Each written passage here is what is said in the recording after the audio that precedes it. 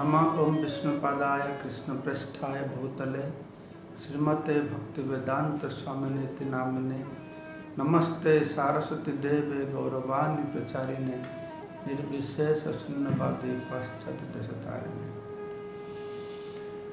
তো আজকে আমাদের এই টিভি চ্যানেল টাইমস 24 নেটওয়ার্ক পক্ষ থেকে যে কার্যক্রম শুরু হয়েছে আত্মজ্ঞান কার্যক্রম, তার প্রথম অধিবেশনে আমি এই আত্মজ্ঞানের সম্পর্কে কিছু ভূমিকা বর্ণনা করব, আর এর পরবর্তী অধিবেশনে আমরা বিভিন্ন বিষয়ের উপরে আলোকপাত করব। তো সর্বপ্রথমে আমি ধন্যবাদ জানাচ্ছি টাইমস 24 নেটওয়ার্ক যারা কর্তৃপক্ষ রয়েছেন তাদেরকে, যে তারা অত সুন্দর পরিকল্পনা গ্রহণ করেছেন যে মানুষের কাছে আত্মজ্ঞান পৌঁছে দেওয়ার জন্য। সর্বত্র মানুষ বৈষয়িক ভৌতিক জ্ঞানের মধ্যে ডুবে রয়েছে, কিন্তু মনুষ্য জীবনের যথার্থতা যে লাভ হবে যে জ্ঞানের মাধ্যমে, সেই জ্ঞান লাভ করার সুযোগ থেকে আজকে আমাদের সমাজ বঞ্চিত। তো এমন সময় আমাদের টাইমস 24 নেটওয়ার্ক পক্ষ থেকে যে আত্মজ্ঞান একটি অধিবেশন শুরু করা হয়েছে, এটি অত্যন্ত প্রশংসনীয় এবং আমি আশা করি এই জ্ঞান সমাজের মানুষদের অত্যন্ত কল্যাণপ্রদ হবে। তাই সর্বপ্রথম আমি এই টিভি চ্যানেলের কর্তৃপক্ষকে আমি হার্দিক ধন্যবাদ জানাচ্ছি। তো কার্যক্রমটি হচ্ছে আত্মজ্ঞান। তো এই আত্মজ্ঞানটা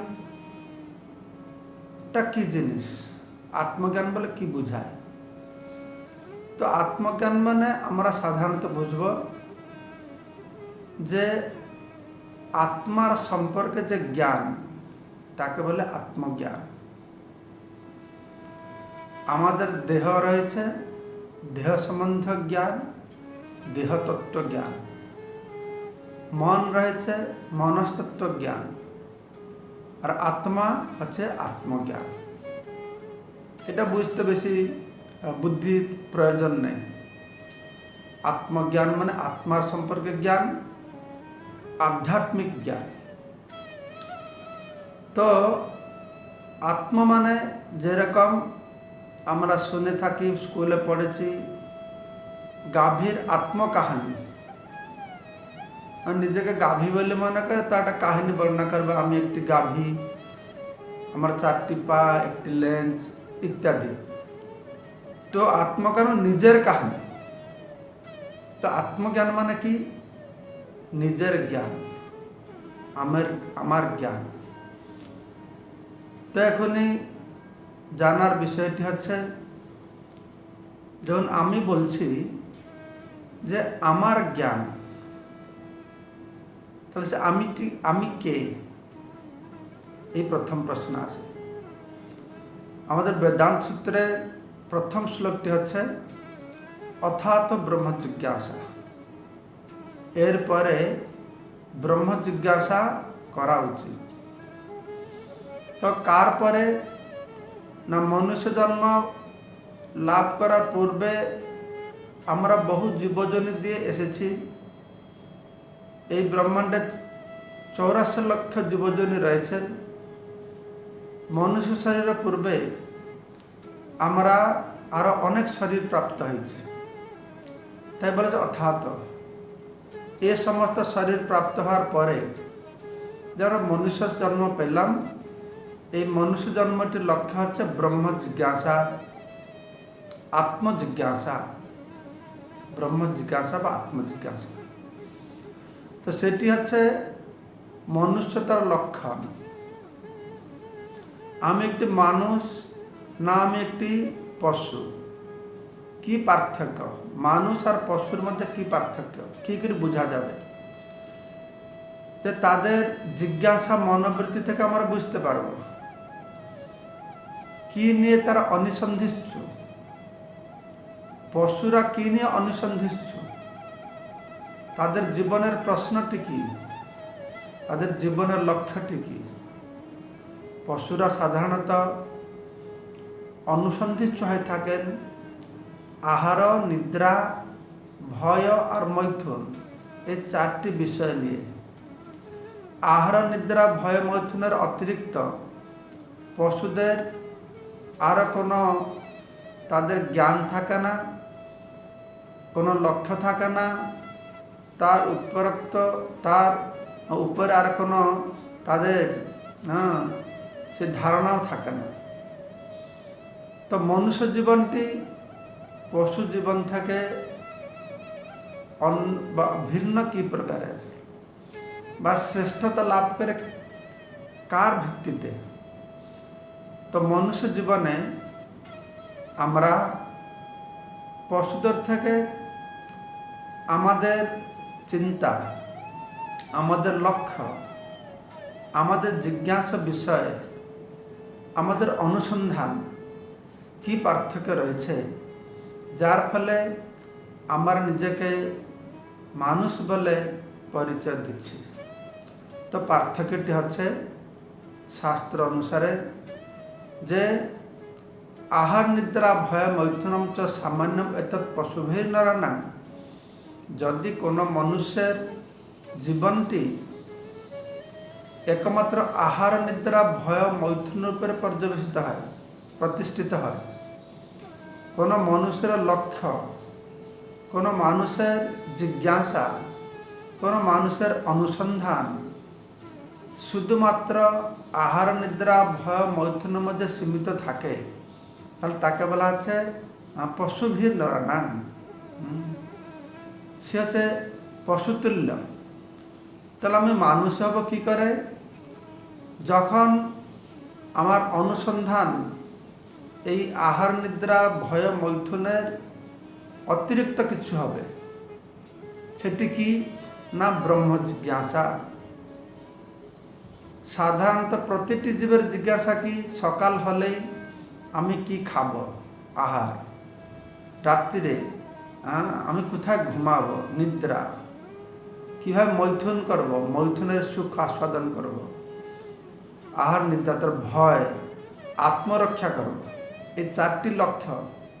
সেটা রিক্সাওয়ালা থেকে কোটিপতি হোক, সবাইয়ের কিন্তু লক্ষ্য এই চারটি থাকে। কিন্তু এই লক্ষ্য দিয়ে আমরা নিজের মনুষ্যতাকে প্রকাশ করতে পারি না। আমাদের মনুষ্য জীবন তখন শুরু হয় যখন আমাদের মনের মধ্যে এই ব্রহ্ম জিজ্ঞাসা, এই আত্মজিজ্ঞাসা, আত্মজ্ঞান লাভ করার অভিলাষ জাগে। তো আত্মজিজ্ঞাসা, ব্রহ্ম জিজ্ঞাসাটি কি? ব্রহ্ম জিজ্ঞাসা মানে আমি কে জানা। প্রভুপাদ বলছেন, the first step of self-realization is to know who am I. আত্ম উপলব্ধির প্রথম সোপানটি হচ্ছে আমি কে জানা, নিজেকে জানা, আত্মজ্ঞান লাভ করা, আত্মার সম্পর্কে জ্ঞান লাভ করা, আধ্যাত্মিক জ্ঞান লাভ করা এবং নিজের সম্পর্কে জ্ঞান লাভ করা। এটা কিন্তু মনুষ্য জীবনের লক্ষ্য নয়, এটা যে মনুষ্য জীবনের শুরু। মনুষ্য জীবনের শুরু হয় এখান থেকে। আত্ম উপলব্ধির প্রথম সোপান হচ্ছে আমি কে জানা। তাই আমরা দেখতে পারি ভগবদ গীতায় ভগবান শ্রীকৃষ্ণ যে অর্জুনকে নিমিত্ত করে সারা জগৎবাসীদের জন্য দিব্য জ্ঞান প্রদান করেছেন। সেই দিব্য জ্ঞানের প্রারম্ভে দ্বিতীয় অধ্যায়তে তিনি সাংখ্য যোগের কথা বর্ণনা করছেন। তাহলে বিশ্লেষণাত্মক জ্ঞান, সাংখ্য যোগের মানেটি হচ্ছে বিশ্লেষণাত্মক জ্ঞান। কোনো কিছু বস্তুকে বিশ্লেষণ করে করে করে করে তার গোড়াটা কি খুঁজে পাওয়া।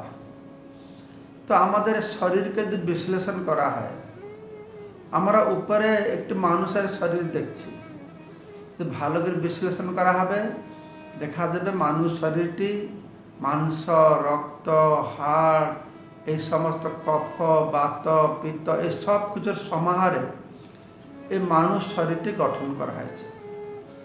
তাকে যদি আরও বিশ্লেষণ করা হবে তাহলে আমরা দেখতে পারবো এই মানুষ শরীরটি ক্ষিতি অব তেজ মরুত ব্যোম, মাটি, জল, আগুন, বায়ু, আকাশ এই সমস্ত উপাদান দিয়ে মানুষ শরীরটি গঠন করা হয়েছে। পঞ্চমহাভূত, এই পঞ্চমহাভূত হচ্ছে আমাদের স্থূল শরীর, তার মধ্যে সূক্ষ্ম শরীর রয়েছে মন, বুদ্ধি, অহংকার।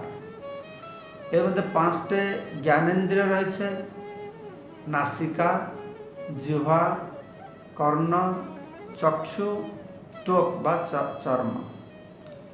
আরও 5টে কর্মেন্দ্রিয় রয়েছে, পাক, পানি, উদর, উপস্থ, পায়ু।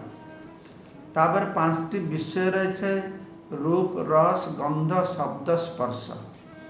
তো এইরকম বিশ্লেষণ করে করে করে করে আমরা যদি গোড়াটা খুঁজতে যাব তাহলে সেখানে পাবো আত্মাকে। এই মনুষ্য শরীরটি চতুর্বিংশতি তত্ত্ব দিয়ে গঠন করা হয়েছে। পঞ্চবিংশতি তত্ত্ব হচ্ছে আত্মা। তো সেখানে গিয়ে আত্মজ্ঞান, এই দেহ সম্পর্কে জ্ঞানটা আত্মজ্ঞান নয়। তাহলে জ্ঞানটা কি না, এটা দেহাত্ম বুদ্ধি, দেহতে আত্মবুদ্ধি। এই দেহকে যে আমি বলে মনে করে তাকে বলে দেহাত্ম বুদ্ধি, এটা আত্মজ্ঞান নয়। আত্মজ্ঞানটি হচ্ছে দেহ, মন, বুদ্ধির অতিরিক্ত যে আমাদের অস্তিত্ব রয়েছে। যে কথা ভগবদ গীতায় কৃষ্ণ বলছেন, ইন্দ্রিয়াণি প্রাণিয়াহু ইন্দ্রিয়েভ্য পরং মনঃ মনস তু পরা বুদ্ধি। এই দেহের মধ্যে ইন্দ্রিয়গুলি শ্রেষ্ঠ, বিষয়ের থেকে ইন্দ্রিয় শ্রেষ্ঠ, ইন্দ্রিয় থেকে মন শ্রেষ্ঠ, মন থেকে বুদ্ধি শ্রেষ্ঠ, বুদ্ধি থেকে যে শ্রেষ্ঠ সে হচ্ছে আমি, জীবাত্মা। এই জীবাত্মা সম্পর্কে যে জ্ঞান, সেই জ্ঞান হচ্ছে আত্মজ্ঞান। তো অর্থাৎ ব্রহ্ম জিজ্ঞাসা, এরপরে ব্রহ্ম জিজ্ঞাসা এই বিভিন্ন প্রকার জীবজনী ভ্রমণ করার পরে যখন আমরা মনুষ্য শরীরটি লাভ করি, এই মনুষ্য শরীরের উদ্দেশ্য হচ্ছে এই ব্রহ্ম জিজ্ঞাসা করা। কে আমি, কেন আমায়, যারে তাপত্রয়, ইহা নাহি জানে কেমনে হিত হয়। সনাতন গোস্বামী আজকে থেকে 500 বছর পূর্বে চৈতন্য মহাপুরুষ সময়ের কথা। হুসেন শাহ সম্রাট ছিলেন, বাংলার সম্রাট। তখন তার প্রধানমন্ত্রী ছিলেন শক্কর মল্লিক। পরবর্তী সময় চৈতন্য মহাপুরুষ কৃপা প্রাপ্ত হয়, তিনি হচ্ছেন সনাতন গোস্বামী। মহান পণ্ডিত, প্রধানমন্ত্রী, মহান পণ্ডিত, বিভিন্ন জ্ঞান তার কাছে ছিল। তো মহাপুরুষ কাছে যখন গিয়ে উপস্থিত হয়েছেন বনারসে, তো মহাপ্রভু তার প্রশংসা করে বলেছে, তুই মহান পণ্ডিত। তো সনাতন গোস্বামী বলছে, না, আমি নম্বর 1 মূর্খ। কেন না, আমি সব কিছু জানি, কিন্তু কে আমি, কেন আমায়, যারে তাপত্রয়, ইহা নাহি জানে কেমনে হিত হয়। তো আমাদের জানতে হবে যে আমি কে, কে আমি, কেন আমি ত্রিতাপ জ্বালায় দগ্ধভূত হচ্ছি। ত্রিতাপ জ্বালাটি কি? ত্রিতাপ ক্লেশ। 3 প্রকারের কষ্ট আমরা লাভ করি। আদি আত্মিক ক্লেশ, আদি ভৌতিক ক্লেশ, আদি দৈবিক ক্লেশ। আদি আত্মিক ক্লেশটি কি না, আমার নিজের থেকে যে কষ্ট পাই, মাথা ব্যথা হয়, জ্বর হয়, এগুলো হচ্ছে আদি আত্মিক, নিজের থেকে আমরা কষ্ট পাচ্ছি। আদি ভৌতিক ক্লেশটি কি না, অপর জীবজন্তু প্রাণী থেকে যে আমরা কষ্ট পাই, মশা কামড়ায়, সাপ কামড়ায়, রাস্তা যাচ্ছে কে ঢিল ছুড়ল, কেউ থাপড় মারল, আদি ভৌতিক ক্লেশ। তারপরে হচ্ছে আদি দৈবিক ক্লেশ, দৈব দুর্বিপাক, দেবতাদের দেওয়া ক্লেশ, অতিবৃষ্টি, বন্যা, ভূকম্প, সুনামি। তো এইভাবে আমরা যত প্রকারের কষ্ট পাই, যদি তাদেরকে আমরা বিশ্লেষণ করব যে প্রতিটি কষ্ট, প্রতিটি ক্লেশ, প্রতিটি দুঃখ এই তিনটার মধ্যে কোনো একটাই হবে। তো সেই কথাই জিজ্ঞাসা করছেন সনাতন গোস্বামী। কে আমি, কেন আমায়, যারে তাপত্রয়, তো ইহা নাহি জানে কেমন হিত হয়। যে আমি নিজেকে না জানি, তাহলে নিজের সুখের ব্যবস্থা কিরকম করব। আমাদের শরীরটা আমি নই, এই শরীর হচ্ছে এটি খাঁচার মতন। তাই দৃষ্টান্তে বলা হচ্ছে, এই খাঁচার মধ্যে একটা পাখি আছে, এই শরীর উপর খাঁচার মধ্যে আত্মার উপর পাখি আছে। কিন্তু আমরা অজ্ঞানতার দরুন কি করছি, দেহাত্ম বুদ্ধি করেছি, দেহতে আমি বুদ্ধি করেছি। তাই আমরা কি করছি না, দেহটাকে খুব যত্ন করছি, সুন্দর সাবান দিয়ে দেহ মাখছি, চুলটাকে সুন্দর করে সাজাচ্ছি, ভালো সেন্ট দিয়ে শরীরটাকে মাখছি, ভালো কাপড় দিয়ে সাজাচ্ছি, ভালো অলংকার দিয়ে সাজাচ্ছি, জিহ্বার সুখের জন্য ভালো মন্দ খাচ্ছি, সুন্দর সিনেমা গান শ্রবণ করছি। আমার মনে করছে এর দ্বারা আমার সুখী হব। কিন্তু এই যত্নটা কার আমি করছি? আমি আমার সুখের জন্য চেষ্টা করছি না, এটা আমার সুখ নয়। এটা কার সুখ? এটা শরীরের সুখ। তো আত্মজ্ঞান যদি না হয়, তাহলে আত্মার সুখ পাবো কি করে? আত্মার সুখ পেতে হলে আত্মজ্ঞান লাভ করতে হবে। তাই আমরা দেখতে পারি আজকে জগৎ, মানুষ অত বিশৃঙ্খলিত, বিভ্রান্ত, পথভ্রষ্ট। কেন না, অজ্ঞান থেকে জাত সম্ভূত এই যে দেহাত্ম বুদ্ধির দরুন। খাঁচার মধ্যে পাখি আছে, তো কেউ সেই খাঁচাটাকে সুন্দর করে পরিষ্কার করছে, সুন্দর করে রং দিচ্ছে, ভালো করে ঝাড়ছে, কিন্তু ভিতরে পাখিটা না খেয়ে মরছে। তা আমাদের অবস্থা ঠিক সেরকম হয়েছে। এই আত্মজ্ঞান অভাবের দরুন আমাদের এইরকম অবস্থা হয়েছে। তো আত্মজ্ঞান বা আধ্যাত্মিক জ্ঞান এর অত্যন্ত প্রয়োজনীয়তা রয়েছে। আমাদের ভারতবর্ষে 9টি দর্শন আছে, 3টে নাস্তিক দর্শন, 6টা আস্তিক দর্শন। নাস্তিক দর্শন হচ্ছে বৌদ্ধ, জৈন আর চারবাক, এদের ফিলসফি বা দর্শনটি। যেমন চারবাক বলেছেন, এদের দর্শনটি কি না, আত্মা বলে কিছু নেই। আত্মা বলে যদি কিছু থাকে, সেটা এই ভৌতিক উপাদানের সম্মিশ্রণের ফলে আত্মার সৃষ্টি হয়। তাই যখন আমাদের মৃত্যু হবে, সব কিছু শেষ হয়ে গেল। চর্বাকের ভাষা এটিকে বলা হচ্ছে ঋণম কৃত্যা ঘৃতম পিবেত যাবৎ জীবেত সুখম ভবেত ভস্মীভূত দেহস্য কুতঃ পুনরাগমন। এই যে নাস্তিক দর্শন, আত্মার অস্তিত্ব সম্পর্কে ধারণা নেই। জড় উপাদান থেকে চেতনার উদ্ভব হবে বলে মনে হয়। আত্মার লক্ষণ হচ্ছে চেতনা, জড় বস্তুর লক্ষণ চেতনা নয়। এদের দর্শন হচ্ছে জড় উপাদানের সম্মিশ্রণ ফলে আমাদের জন্ম হয়েছে, মৃত্যু হলে বা সব শেষ। তাই ঋণম কৃত্যা ঘৃতম পিবেত যাবৎ জীবেত সুখম ভাবে। ঋণ করো, চুরি করো, যা কিছু করো, সুখে থাকো। ভস্মীভূত দেহস্য কুতঃ পুনরাগমন। দেহ ভস্মীভূত হয়ে গেলে আর কোথা থেকে আসবে, আর কি থাকবে? আর কিছুই থাকবে না। এটা নাস্তিক দর্শন। আর 6টা আছে আস্তিক দর্শন। আস্তিক দর্শনে आत्मार अस्तित्व के माने, जीवेर कर्मफल के माने, जन्मांतरवाद के माने। आस्तिकवादी जारा तारा परलोके विश्वास करे, आत्मा के मानबे, पुनर्जन्म के मानबे और कर्मफल के मानबे और परलोके विश्वास करे।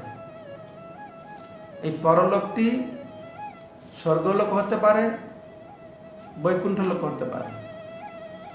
তো এইভাবে আমাদের জীবনের লক্ষ্য, জীবনের গতি, জীবনের উদ্দেশ্য এই সব কিছু জেনে মনুষ্য জন্মকে সফল করতে হলে আমাদের এই আত্মজ্ঞান অত্যন্ত প্রয়োজন রয়েছে।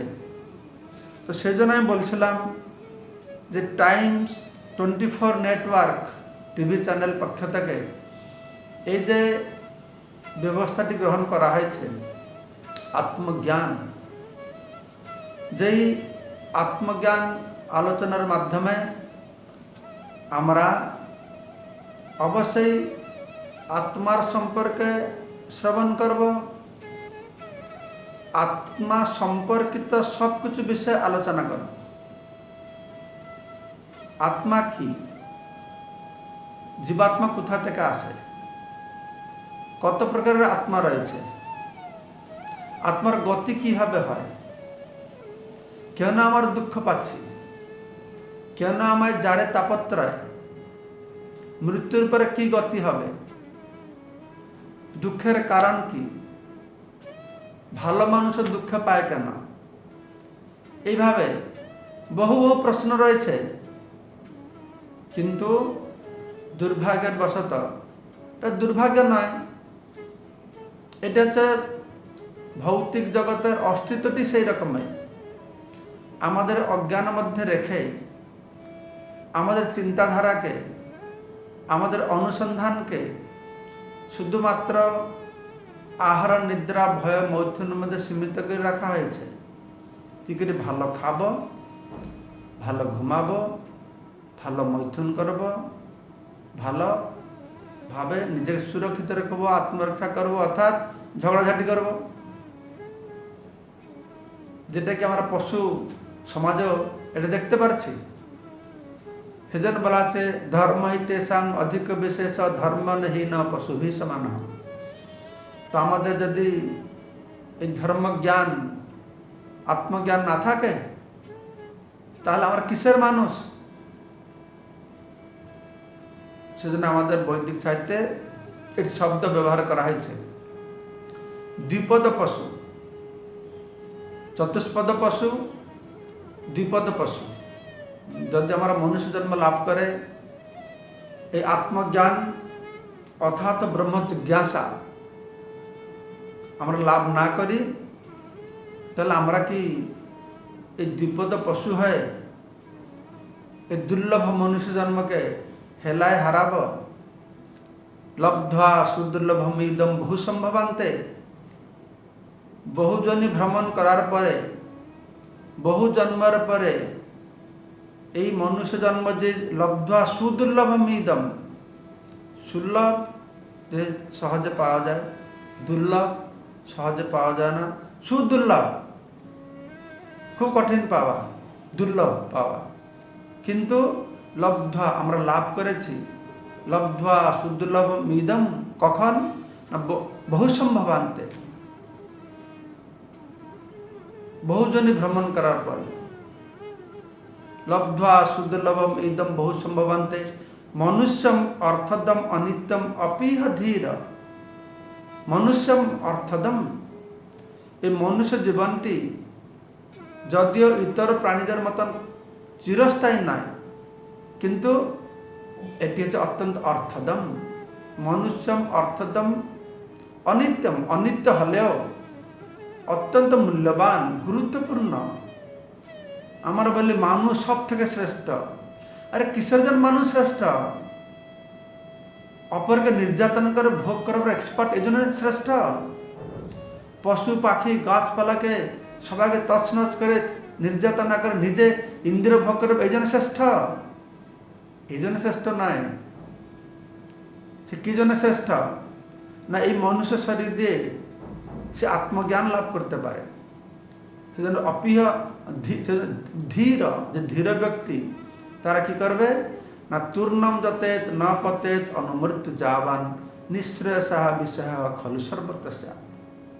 অতি সত্বর যেই মুহূর্তে এই সংবাদের সংস্পর্শে আসবে তৎক্ষণাৎ তূর্ণম যতেত, তৎক্ষণাৎ যত্নশীল হবে।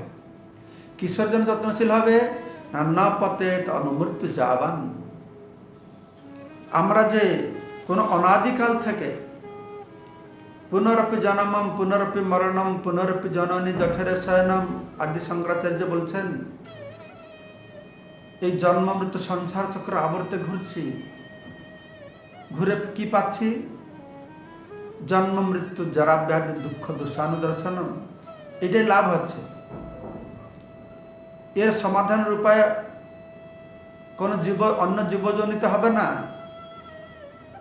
মনুষ্য জন্মটাই একমাত্র একটি দুর্লভ মনুষ্য জন্ম, আমরা এর সমাধান করতে পারি। তূর্ণম যতেত ন পতেত অনুমৃত্যু যাবান। অনাদি কর্ম ফলে পড়ি ভবার্ণব জলে তরিবারে না দেখি উপায়। আমরা অনাদিকাল থেকে এই ভবসাগর হাবুডুবু খাচ্ছি।